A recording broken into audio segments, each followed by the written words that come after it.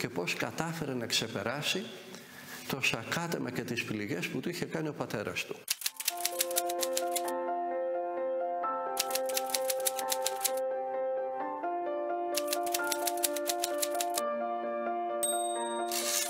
Πώς μπορούμε να θωρακίσουμε την αυτοπεποίθηση ενός παιδιού στη σημερινή κοινωνία για να διατηρήσει την πίστη του και την αγνότητά του και ό,τι καλό. Πώς να θωρακίσουμε την αυτοπεποίθηση ενός παιδιού, ξεκινώντας από τότε που είναι μικρό το παιδί.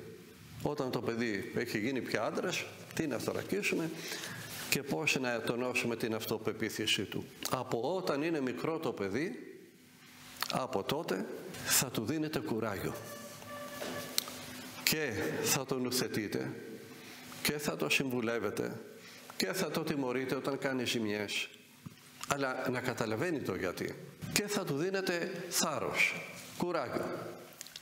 Φαίνεται παράξενο, αλλά κάτι που πληγώνει το παιδί. Όταν για παράδειγμα του λες μη σηκώνεις το τηλέφωνο, χωρίς να του εξηγήσεις το γιατί. Εξήγησέ του το γιατί. Ή σήκωσε το τηλέφωνο, άκου τι σου λένε και φώναξε τον μπαμπά και τη μαμά. Το κάνετε το παιδί να νιώθει ανίκανο, άχρηστο.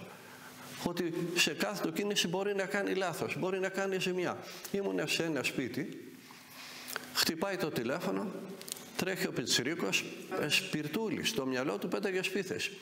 Σηκώνει το τηλέφωνο και τον ακούω να λέει όχι, δεν είναι σήμερα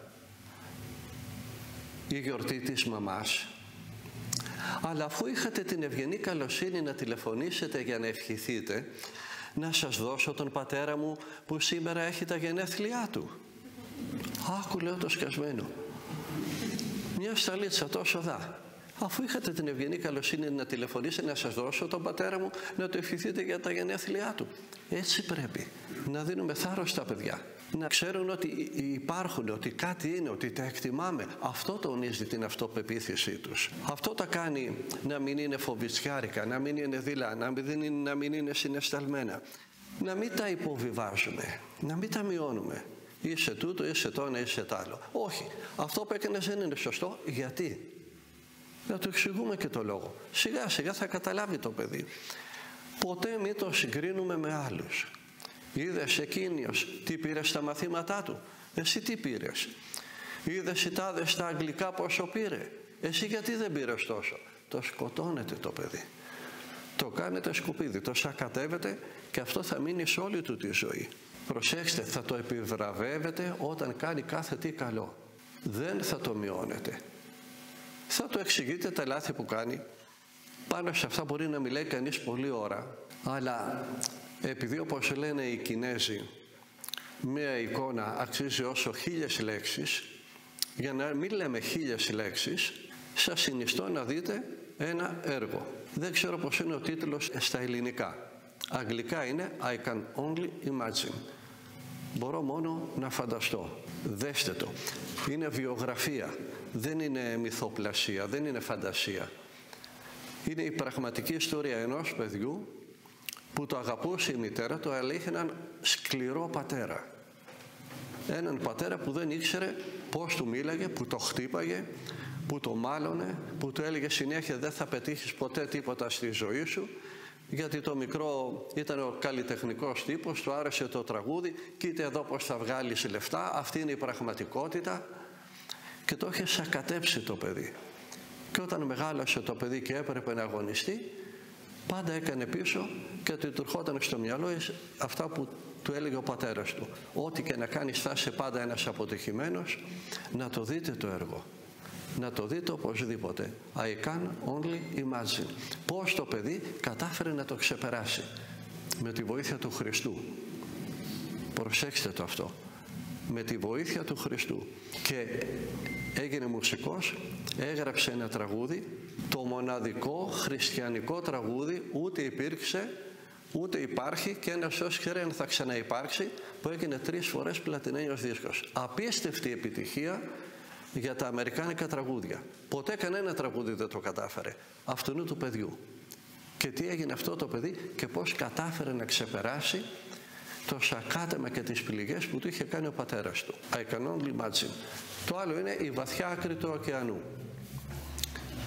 Τι λάθος έκανε μια μάνα με 3 παιδιά, χωρίς να το καταλαβαίνει. Να είμαστε προσεκτικοί. Και τι τραγωδία δημιουργήθηκε από ένα λάθος που έκανε συνέχεια χωρίς να το καταλαβαίνει. Να τα δείτε. Χοντρικά λέμε να μην μειώνετε το παιδί σας, συγκρίνοντάς το με άλλο. Να του δίνετε κουράγιο. Όταν έχει μια αποτυχία θα το παρηγορείτε. Δεν θα του λέτε ντροπή σου, ο άλλος τα κατάφερε, είσαι τεμπέλης, είσαι άχρηστος, είσαι τόνο, είσαι τ' άλλο. Μπορεί να μην καταφέρνει εκείνο και να καταφέρνει 10 άλλα. Μην προσπαθούμε να κάνουμε το παιδί μας αυτό που θέλουμε εμείς, να το βοηθήσουμε να γίνει αυτό που θέλει ο ίδιος. Όταν κάνεις κάτι που σου αρέσει σαν επάγγελμα, εκεί και αποδίδεις και χαίρεσαι κιόλας. Ήμουνα εδώ κοντά στα Λιώσια.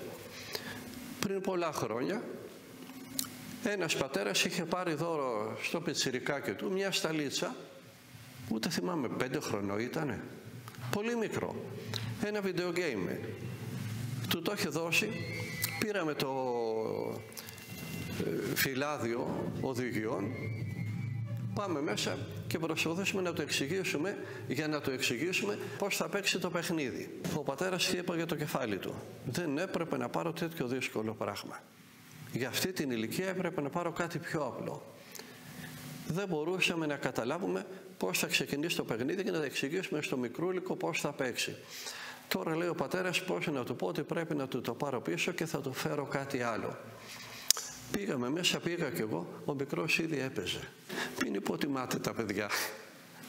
Αυτό το μικρό παιδάκι που έπαιζε και μου έλεγε ο πατέρας του έχει κολλήσει με αυτό το παιχνίδι και με άλλα παιχνίδια, σήμερα είναι νεαρός ακόμα, μέλος μιας παγκόσμιας εταιρείας που φτιάχνουν παιχνίδια ηλεκτρονικά, στην οποία εργάζονται χιλιάδες άνθρωποι και μέσα στις χιλιάδες είναι και αυτό το Ελληνάκι. Το έχουν πάρει στην Σουηδία και φτιάχνουν παιχνίδια που μου λέει δουλεύανε 4.000 άτομα για ένα παιχνίδι που στοίχησε 200 εκατομμύρια δολάρια και με την πρώτη έξοδο στην αγορά βγάλανε δις εκατομμύρια. Έκανε το παιχνίδι του, δουλειά του. Του αρέσει η μουσική, θα το βοηθήσετε στη μουσική. Του αρέσουν τα μαθηματικά, στα μαθηματικά. Όχι θα γίνεις γιατρός, θα γίνεις το ένα, θα γίνεις το άλλο, θα γίνεις το άλλο.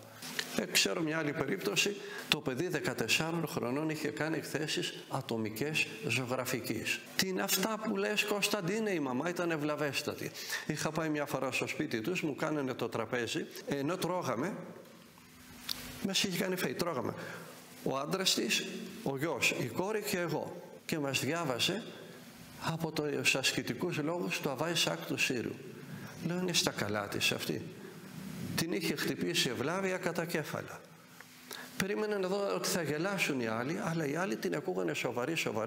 Φαίνεται τους είχε σκάσει, είχαν βαρεθεί να τις εξηγούν ότι θέλουν να φάνε με την ησυχία τους και τρώγανε ακούγοντας τους ασκητικούς λόγους του Αβάη Σάκ του Σύρου, που δεν τους βάζουμε ούτε εμείς στην τράπεζα, στο μοναστήρι και στο κελί που τρώμε. Κωνσταντίνε, θα γίνεις θεολόγος, η μαμά. Τέλειωσε το παιδί, γράφτηκε στη θεολογία. Ο μπαμπάς να πάει να σκάσει, που ήταν μεγάλος γιατρός, εξειδικευμένος και είχε ένα γιατρείο περίφημο που βγάζε λεφτά, αξιόλογος άνθρωπος, με μηχανήματα πανάκριβα. Κωνσταντίνε, έχεις στρωμένη δουλειά. Θεολόγος θα γίνεις. Ξέρεις κανένα θεολόγο που να διορίζεται και να βγάζει λεφτά? Πώς θα ζήσεις? Θα γίνεις γιατρός. Έχεις τη δουλειά στρωμένη. Έχεις την πελατεία έτοιμη. Έχεις τα μηχανήματα που εγώ χρειάστηκε μια ζωή για να τα αγοράσω. Το παιδί, ευλαβέστατο, άβουλο, ναι μαμά, έγινε θεολόγος. Ναι μπαμπά, γράφτηκε στην ιατρική σχολή. Τελικά είδανε και αποείδανε. Μου τον στέλνουνε να μάθει αγιογραφία. Κάνε κάτι, λέω, να δούμε τι μπορείς να κάνεις.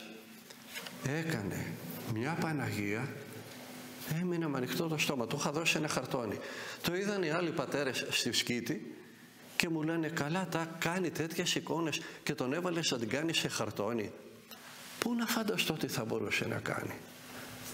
Και το παιδί να κλαίει και να χτυπιέται. Πάτερ μου, τι δουλειά έχω εγώ με τα αίματα. Τι δουλειά έχω με τα νηστέρια, τι δουλειά έχω με τις ενέσεις, τι δουλειά έχω με τα ούρα. Έκλαιγε και χτυπιότανε. Ήταν το καλό παιδί. Καλάμια και παλούκια. Τι θα πει καλό παιδί. Καταστράφηκε. Ούτε θεολόγος έγινε, ούτε γιατρός έγινε, ούτε αγιογράφος και αγιογράφος έγινε, τίποτα. Να τι κάνει η πολλή υπακοή σε γονείς που δεν έχουν διάκριση. Να τι κάνουν οι γονείς, πώς με την αγάπη τους πνίγουν τα παιδιά τους και δεν τα αφήνουν να γίνουν αυτά που μπορούν να γίνουν. Και το παιδί θα ήταν ευτυχισμένο και λεφτά θα έβγαζε σαν αγιογράφος, σαν ζωγράφος και χαρούμενος θα ήταν. Θα απέδιδε γιατί το παιχνίδι του θα είχε γίνει η δουλειά του. Γι' αυτό να βοηθάμε τα παιδιά, να τα στηρίζουμε και θα τα μαλώνουμε. Δεν είναι να τους ρίχνεις ξύλο. Εάν δεν κάνεις αυτό που σου λέω, δεν θα έχει παγωτό. Και να δεις πώς θα το κάνει τρέχοντας για να φάει παγωτό. Απλά πράγματα, πώς τα καταφέρνουμε εμείς και τα μπερδεύουμε, δεν μπορώ να καταλάβω. Είναι η άγνοια των γονιών.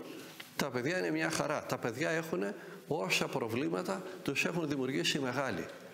Το μοναδικό πρόβλημα των παιδιών είναι οι γονείς τους.